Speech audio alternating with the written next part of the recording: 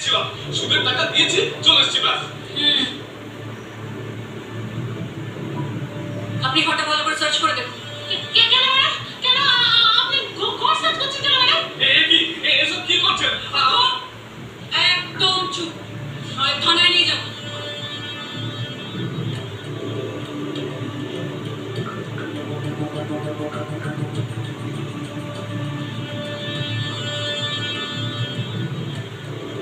Madam এই দেখুন। এটা তো রক্ত মনে হচ্ছে। এটা কি কি হলো?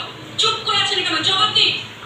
আগে ম্যাডাম, আমার মেয়ের হাত কেটে গেছিল, তাই রক্ত বন্ধ করার জন্য ওটা দিয়ে বেঁধেছিলাম। Very good.